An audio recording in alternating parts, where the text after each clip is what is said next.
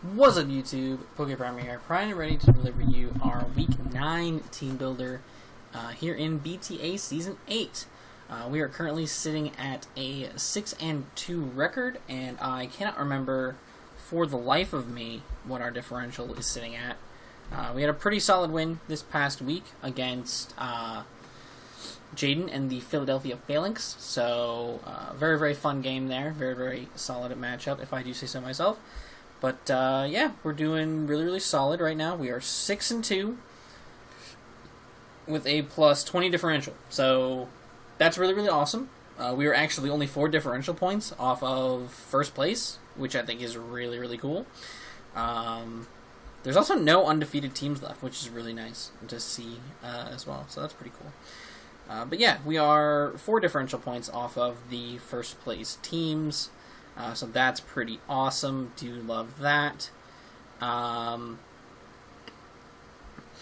yeah, no, we are here now for our Week 9 match, and this is one that I am extremely excited about because we started at the beginning of the season taking on Blue Skies and the Blazing Charmanders, and Blue Skies is the girlfriend of our opponent right now, and that is my boy Mark.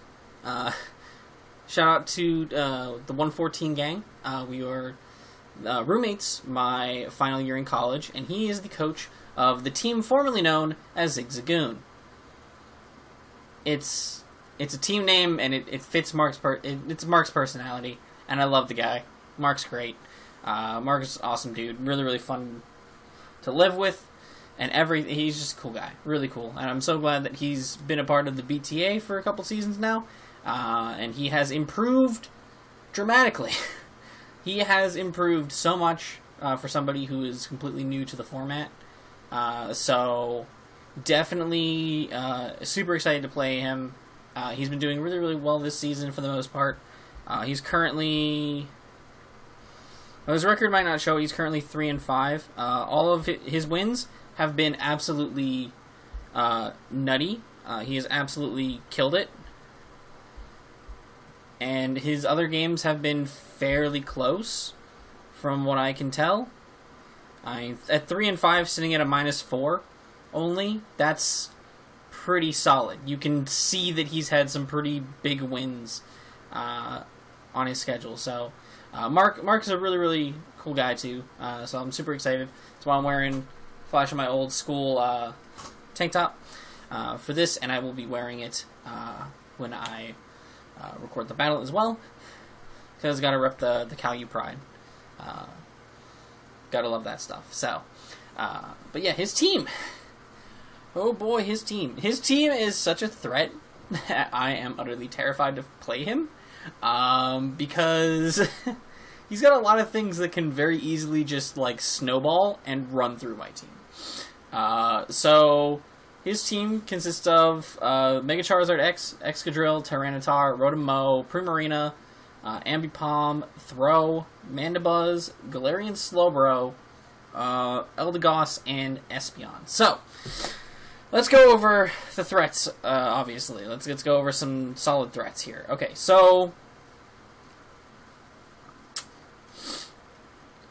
We got the Mega Charizard X, obviously. Tough Claw is boosted. Pretty much all of its major moves are Tough Claw is boosted, and they literally eat most Mons for lunch. You just can click attacks most times, and then, of course, it also gets Dragon Dance. So, if he gets a Dragon Dance up, he can basically just run my team through and not care much. So that's a big deal. He's got a Sand Core. He's got T-Tar Excadrill for sand destruction. Fuck. I don't want to face T-Tar Excadrill. It is not going to be fun for our team to deal with. We don't have any weather control, so if he wants sand up, he's going to have sand up. And there's not really a lot that I can do about that. I could have tried to tech some weather move on somewhere to try to change the weather on him, but it just didn't feel like a viable option, if that makes sense. So, like I needed all the moves that I had on my team, pretty much. So, it's just kind of like, you do what you gotta do, I guess? So, yeah, that's where we're at there. Rotom is kind of annoying, just because like it sits at a nice speed tier where it fucks up a lot of mons on my team. Like, we have things that can switch into it, but they're being able to volt switch around, as well as having that really powerful Leaf Storm just sitting there. We don't have a lot of things that really want to take hits from it too much, and like our best switch into it, he just volt switches out on, and our best switch into it is fairly passive, so he can very easily like volt switch on the switch in and bring in something like Zard and just completely rip us apart. So, yeah.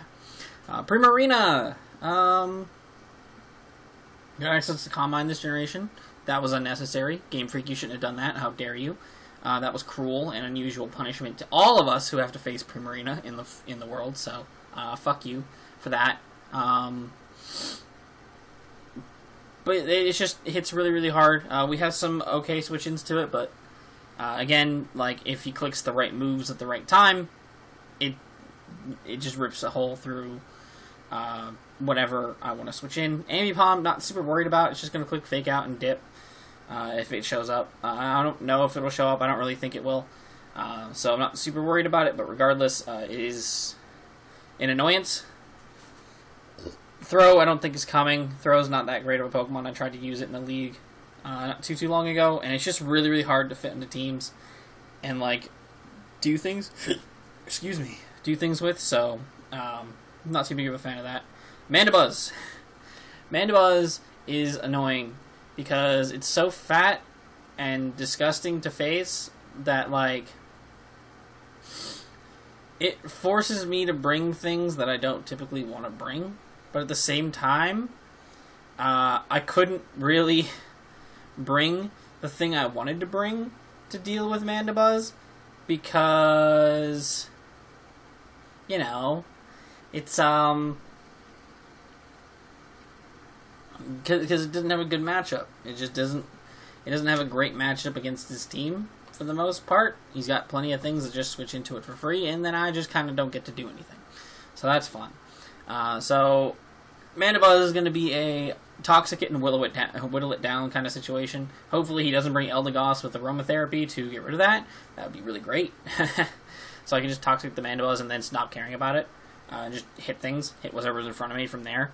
Galarian Slowbro is fun. It's interesting. He could be quick draw, and that could be a pain in the ass to deal with, because I don't like the idea of him being able to just randomly attack before me. That's not really pleasant. But he can also have Regenerator, which would make it kind of annoying to deal with. We have things, though, that can just rip a hole through it pretty quickly, so I'm not as worried about it as I typically would be. As I would worry more if it was a regular Slowbro, personally. Eldegoss, it is fat, it has Regenerator, it can Rapid Spin. That's the gist of what Eldegoss does, and yeah, but I've faced many Eldegosses that are super duper annoying, and if he uses his in any way similar to how I've faced it before, with other people, I will be very much agitated at its existence. Again, we have things that can easily rip holes through it, but it's a matter of getting those matchups into place. And then lastly, he has the Espeon. Magic Bounce, not as important in this one, but like obviously we're going to be throwing off a lot of Toxics, so you could very well use Espeon as a matter of just forcing my team to be Toxic instead. So that could really, really suck for us. We all are also bringing rocks this week, so I'm hoping that maybe Espeon doesn't show up. Realizing we have like Mega Absol and Doublade, maybe Espeon doesn't show up, so that whenever I get the opportunity to click rocks, I can just click them and not fear anything. That would be the realistic goal, but who knows? We'll see what happens. Yeah, it's a tough matchup, very tough matchup, and like I said, Mark has improved a lot as a Draft League player over the course of the past few seasons, so I'm very interested to see how he does against us this week. hopefully we can still pull out a W. But I wouldn't be surprised if he's able to just get up like a cheeky Swords Dance or Dragon Dance on Mega Zard X / Excadrill or whatever, and just like run through our team. So, yeah.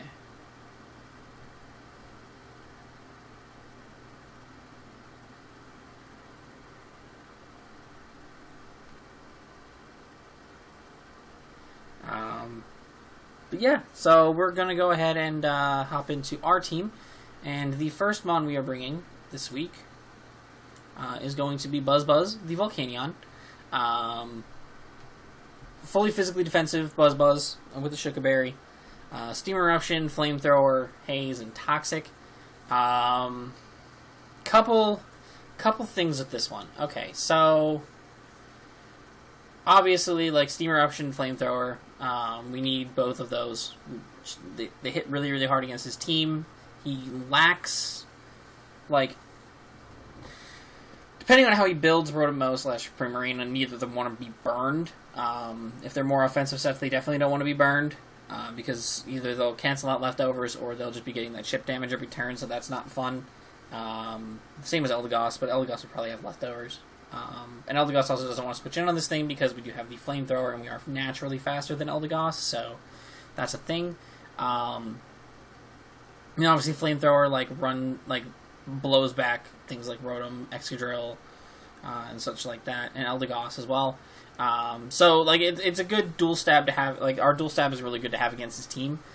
Toxic, of course, is there for things like the Manabuzz and such to wear them down, whittle them down over the course of time. We very freely click Toxic a lot of times because some of his best switch-ins of this thing, like Manabuzz, Tyranitar, and such like that, they don't really appreciate being Toxic, so I would like to have them Toxic as much as I can. Haze, I think, can be very important in this game because of Mega Charizard X. This thing tanks hits from Zard pretty effectively. I'm actually pretty sure that he isn't 2KO'd if Zard is not boosted, which is important, especially because Flare Blitz does nothing to me. And basically his strongest move to hit me with is going to be Earthquake, and that's why we have the Shuka Berry. Being fully physically defensive, Earthquake does not 2KO us if he's not boosted. And if he is boosted, we can take one thanks to the Shuka Berry. I actually think we take under half the Shuka Berry. I don't remember. I probably should, take notes for these ones as I do for NPBF all the time. I should probably do that going forward for these, but, maybe next time. Yeah, basically the goal is, this thing can switch in immediately when Zard X comes out in the field, and we can click Haze and get rid of his Dragon Dance, which is extremely important because I don't want that thing to ever have a Dragon Dance for very long. We do have Wish Passing with us this week, so we can keep this thing healthy with a good Wish Pass at some point, so we can continue to use it to slowly break down his team, but mainly as a way of keeping Zard X in check, kind of. So yeah, hopefully that will pan out. Fingers crossed, but yeah, that's our Volcanion. Volcanion is actually, I think, if I remember correctly, let me double check. I don't know if he's updated it yet. But Volcanion is actually currently the kill leader for the league right now. So that's really, really cool. That's at 16 kills, 3 deaths. So we're really killing it with Volcanion, so we're going to go ahead and try to do that.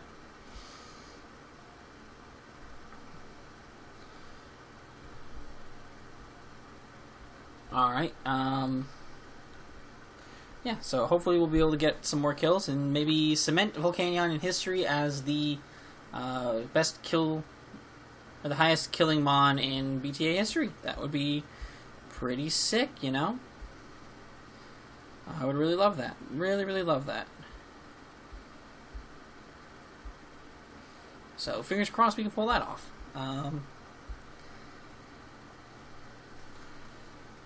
But next mon we're bringing, who hasn't been here for a long time, we have Mongolian, the Zygarde. Zygarde has been sitting on the bench for a while because we've been in a lot of matchups that I just didn't feel like Zygarde was great in.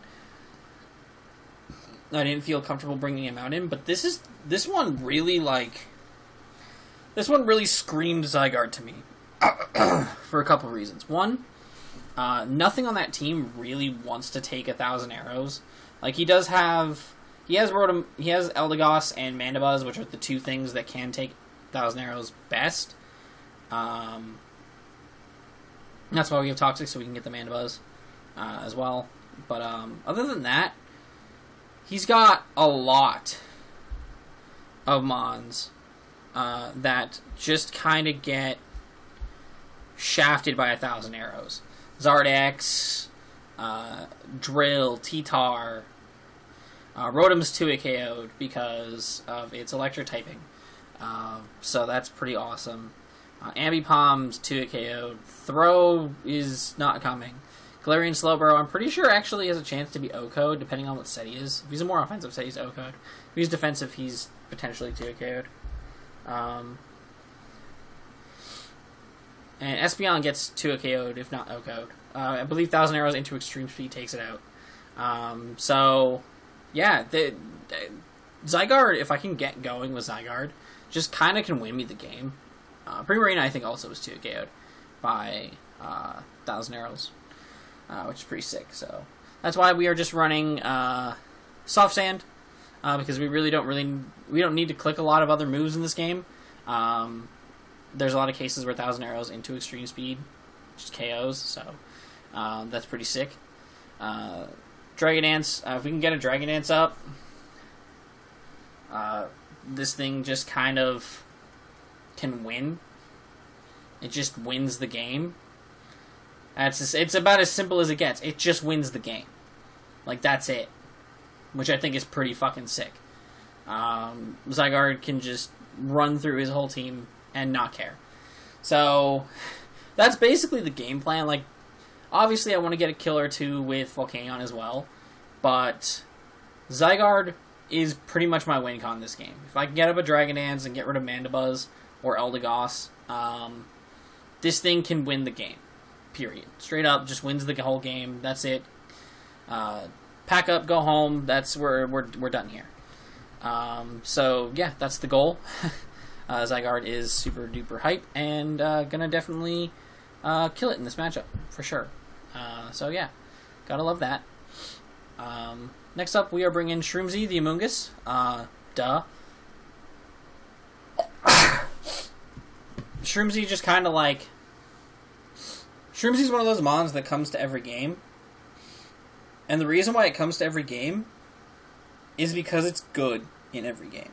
Like, there's no ifs, ands, or buts about it. Shroomzy is just really good at existing. It just wins. It's pretty straightforward. It's so fat and tanky that it does everything it needs to do. I really wish I took notes for these. 248 HP, 108 defense, bold nature, 148 into Spadaf. I do believe the defense prevents Excadrill from 2-hit KOing us. I do believe that is the case. Fuck it, I'm just going to pull up damage counts.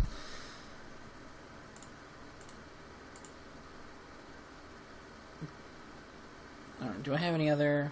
You're going to see the rest of the team where I have Dillo, Licky, and Beyblade as well. So you're going to see that.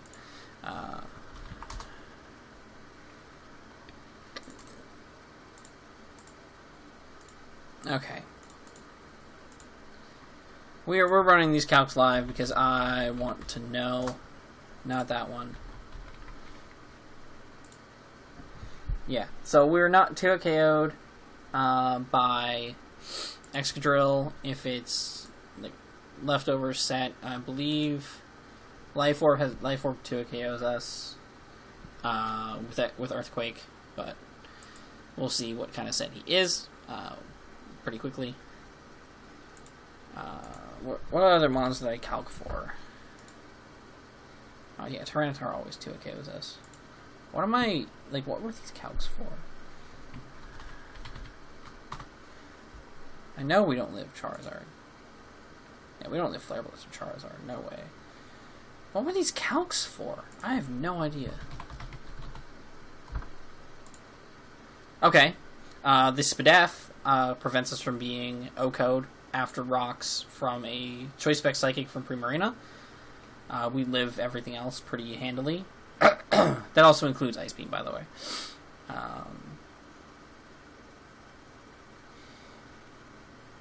Yeah, I really don't know. I think that defense was just for like leftovers Excadrill.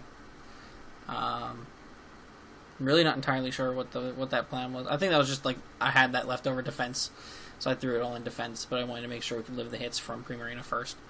That's the plan.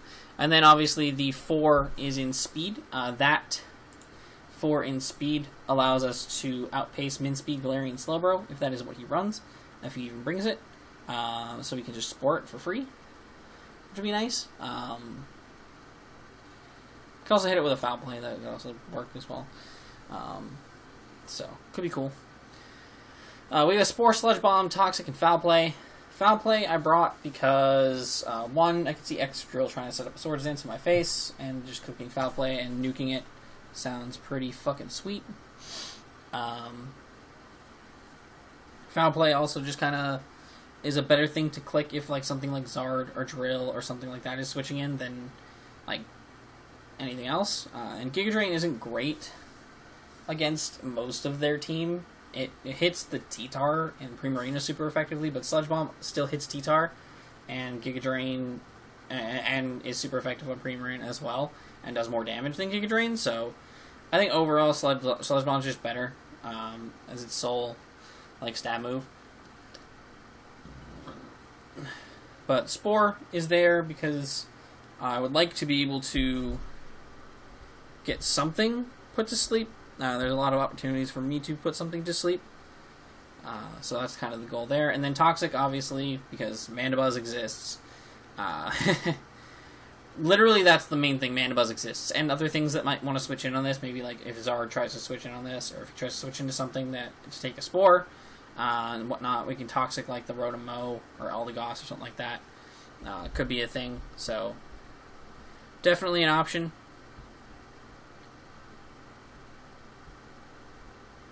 So we'll see what happens with that. But yeah, Amoonguss is just gonna do what it typically does and tank hits and yeah, ruin his day hopefully. Next up, we are bringing Dillo the Armaldo. Didn't really work out bringing him the other week, but this time he is very much important because Stealth Rocks. So we have Rapid Spin, Stealth Rock, Stone Edge, and Superpower, and we are running a fully physically defensive Armaldo set. It allows us to avoid being O-code by... I think it's not O-code by Zard, if it's not at +1, and like it avoids being O-code by things like Excadrill and T-Tar in several situations. The goal with this thing is hopefully to at least just get rocks up. Like that's the one thing it's meant to do in this game, is get rocks up. Because obviously like heavy duty boots is a big deal item this generation. And saved a lot of mons like Charizard, Talonflame, and stuff like that. And Volcarona as well, specifically. From, you know, the horrors of hazards. Because they take 50% from Stealth Rocks, so that's no bueno for them. But in this particular instance, the Zard cannot run Heavy Duty Boots. It has to be running the Charizard X. So if I can get rocks up and prevent them from being removed, or at least keep Armaldo alive so I can keep getting rocks back up, that would be great. Because then I can constantly put pressure on Zard, as well as like if Armaldo's out in the field and like a Zard switches in, or like Zard comes in, or if I get a KO and Zard comes in, you know, trying to prevent me from getting rocks up as well, or on my rocks turn, I still have the ability to kill it with Stone Edge as well. So we have plenty of options there, and then we're running a Superpower because Superpower is.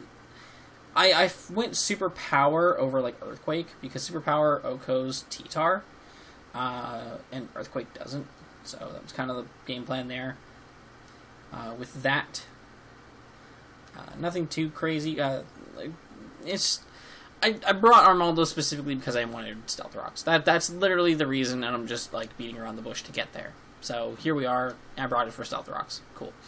Next up, we have Free Wi-Fi, the Licky Licky, and this boy right here is the key to us winning this game. We have Oblivious, so we can't be taunted by anything, which I don't know if T-Tar gets taunt. I don't know. I think Ambipom might get taunt. I think Mandibuzz gets taunt. Mandibuzz does get taunt. I don't remember. I don't know if anything else does, but we can't be taunted by anything, which is nice. We have Wish, Knockoff, Body Press, and Toxic. Wish passing is going to be super duper important in this game. We are passing some fat wishes because we're running fully physically defensive, specifically max HP, so we can really pass those wishes off, pass the biggest wish we can, and heal up a lot of our team, which is great. Knockoff, because it's important to have Knockoff to get rid of items on his team. I don't want his team to have items, so they won't. Simple as that. They won't have items. So that's cool. Being fully physically defensive, we tank a lot of hit. Like, his special side, his specially offensive side, is so much weaker than his physically offensive side. Like, yes, Primarina hits really hard, but its Water Stab is resisted by Amoonguss, and we have an immunity to it in Buzz. The Fairy Stab is resisted by the same two Mons. And its coverage moves, Amoonguss lives them, and the coverage moves don't 2-hit KO a lot of our team. So I'm not super worried about Primarina. And then the Rotom-Mow is, like, again, it's not the hardest hitting thing in the world either, so I'm not super worried about either one. And those are his best especially offensive mons. I mean, Galarian Slowbro too, but again, it's not, like, super strong, so I'm not worried about it. Like, his three best Mons are all physically offensive. So, like, you notice the trend that, like, most of our Mons are physically defensive. Mainly physically defensive. And that is why.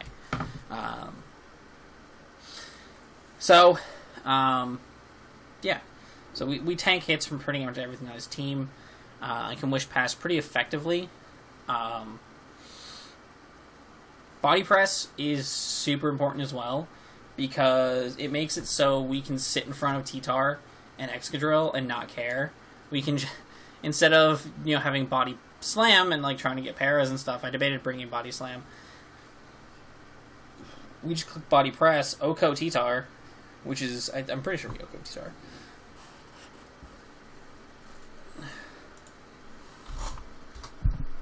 Yes, I'm looking it up again.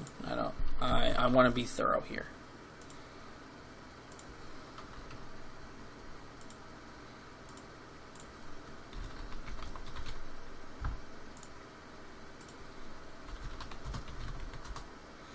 We don't Oko T-Tar, but we come really close. If it switches in on a knockoff and then such, it's not going to appreciate it regardless. And if we don't Oko with T-Tar with Body Press, we're not Okoing Excadrill. But even still, that's not the point. The point is, Body Press hits everything a lot harder than if I were to bring, like, Body Slam or something like that. So that's pretty cool. Plus, I just love Body Press. Body Press is such a fun move. It's such a cool addition to Pokemon, so I'm really happy they did that. And then, of course, we have Toxic because Mandibuzz. It is what it is. I don't make the rules. I just bring Toxic because there's Mandibuzz on the other team, so.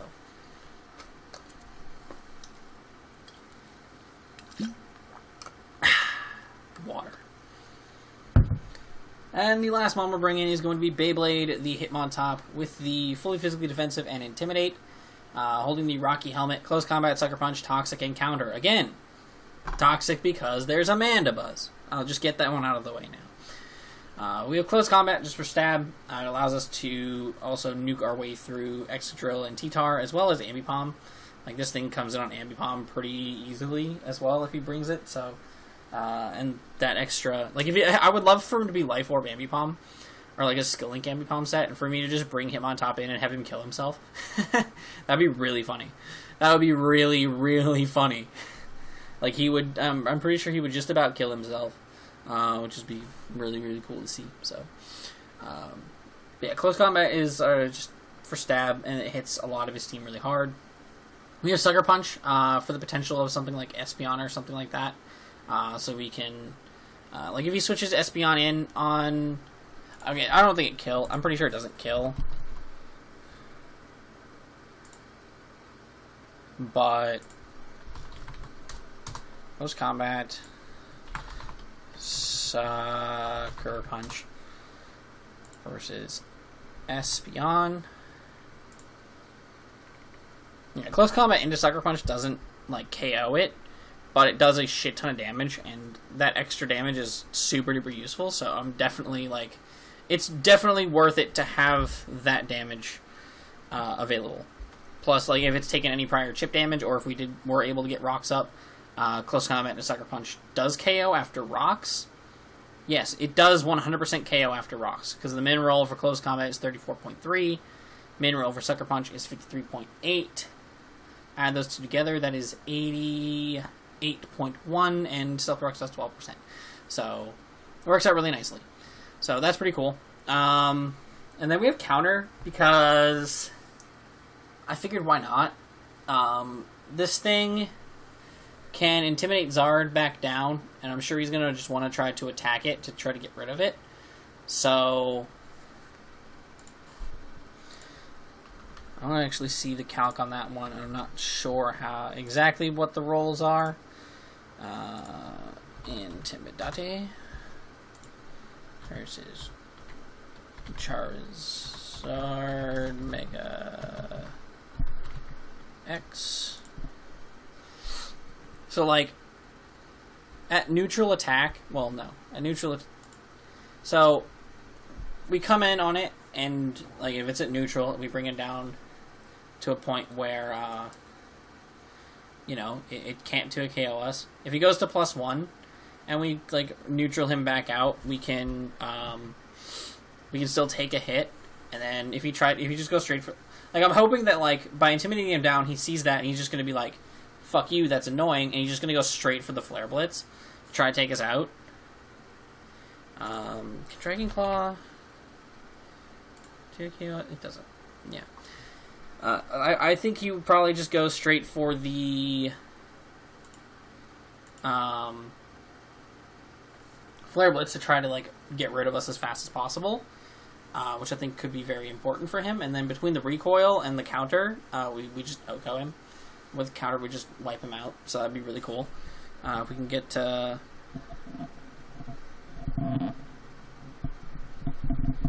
cool, yeah. So fingers crossed that fingers crossed that works out. So cool.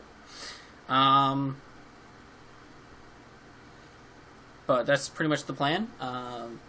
Deal with all of his physical threats with all of our bulk, and hopefully get rocks up, as well as, you know, rip through him with Zygarde. And that's the game plan. So, I know this is a bit of a long one. I got a little bit rambly there, but, you know, it is what it is sometimes. If you guys have enjoyed, regardless, make sure to leave a like down below and subscribe if you have not already. And until next time, I'm PokePrimer, signing off. Peace.